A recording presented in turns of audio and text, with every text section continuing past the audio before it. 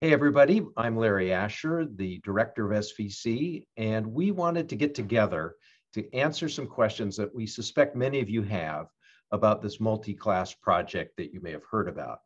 And so we thought, well, who better to explain this to you than the person who thought this methodology up in the first place? And that person is Larry Sisson, who's been one of our great and top instructors in this program, and also is a UX design practitioner himself and has been so for many years. So Larry, we're going to fire a bunch of questions at you.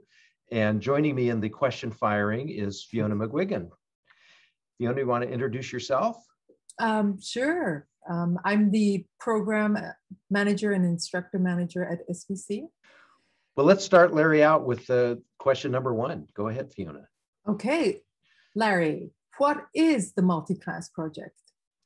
Well, it is an opportunity to do some really sustained, in-depth UX work over the course, not just of multiple weeks, but multiple courses, where as you move from one part of the program to the next, you're working on a project at the same time that builds upon work that you've done in the previous part and in the subsequent part until eventually you get yourself a piece of work that you'd be proud to show to other people, potential employers, colleagues, and something that you can tell people where it came from and what kind of foundations it stands on and how thoroughly developed it's been. So what classes will be involved in this project? User research, information architecture, interaction design, and then usability testing. So you're going to take this idea, your project, all the way from finding out what your target audience wants and needs from this thing that you're going to be developing and designing, figuring out really good ways to structure it, navigate it in the information architecture class, then get into the work of interaction design, and then finally test it with actual users in usability testing. So those four courses: user research, information architecture, interaction design, and usability testing. So Larry, can you describe the project to me? Yes, at high level, what we're going to ask each of you to do is to research, develop, and design a responsive website for a product line of your choice. So you get to pick what this site is about. You get to come up with a company and an identity for the site, and then develop a user experience that works well across multiple channels, multiple UIs, from your cell phone to your laptop, and potentially things in between. Does it have to be a website? Can it be a kiosk or an app? And for this project, we'd like you to focus on website design, responsive design for a product line website of your choice. What do you mean by full life cycle project? Well, for this, what we'd like you to do is develop a design for a website that helps you every step of the way, from when you're just beginning to learn about this product line or learn more about it. You might know something about it coming in, and then figure out what it is you actually need from the site. So something you may purchase or subscribe to, sign up for. So there's the transactional element and potentially an e-commerce element to it as well. And then beyond that, it doesn't stop with a sale. There's also this whole post-sales world after that the site can solve for and help provide too. It could be ways to learn more about, get more out of the product that you've just bought from the site. You may want to upgrade your product at some point, or it may need to be, part of it may need to be repaired.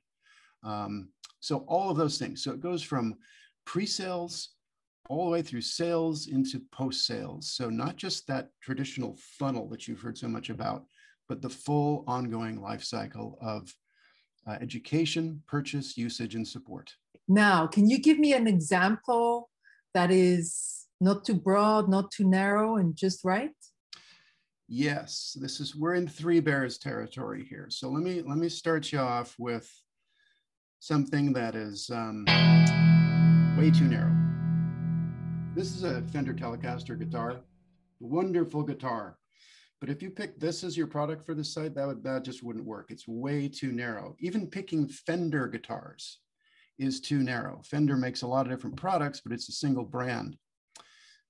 Okay, so next up would be probably the sweet spot, which would be electric guitars. That way you can talk about Fender guitars, Gibson guitars, and on and on. You can learn which one might be right for you, how to compare them, make your purchase, and then you're into the world of lessons and accessories and strings and all kinds of great things that you can do with this guitar. Too broad would be guitars or musical instruments. That is way, way, way too vast a thing. It would be much too much to attempt in this time frame. Not too broad, not too narrow. One of the things I've been doing is I've been growing a lot of plants during the past year. So I have a ficus and I have a snake plant over there. I've got many downstairs. Could I do plants? Well, plants might be just a little bit too broad. That's an awfully broad category. It's huge, in fact. One way to narrow that down, you know, house plants could work. That's still pretty broad, but okay. That gives it some really solid boundaries that you can work within and not have to solve for the entire world of green things growing on planet Earth. Too narrow would be, though, just focusing on just ficus plants.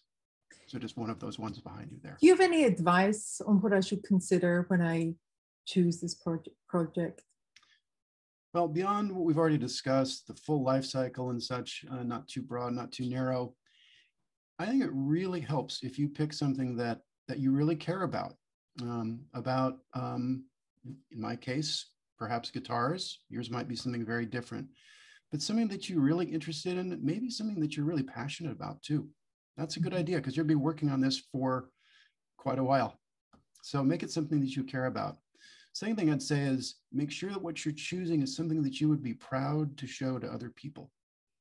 Because what you come out of at the end of this project is very likely a strong portfolio piece that you could show to colleagues down the line, potential employers, hiring managers.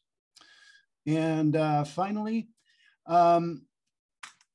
make sure that it's really easy to introduce and explain, that it's not too complicated.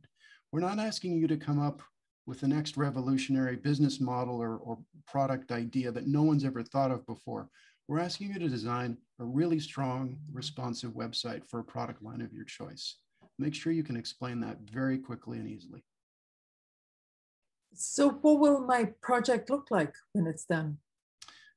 Well, you'll come out of this project with an interactive prototype that can become the basis and will become the basis of a really strong case study.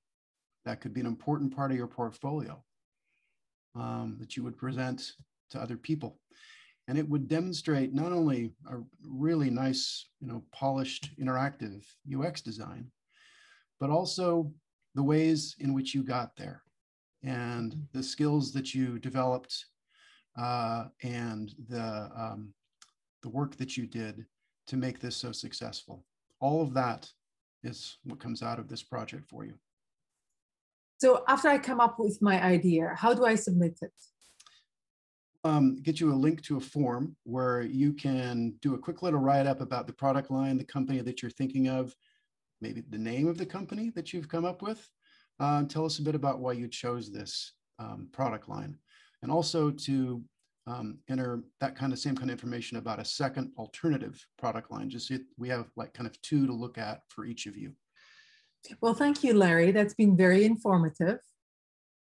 And we will send out a PDF to everyone with all this information written down and contact information if you have any follow-up questions. Thank you.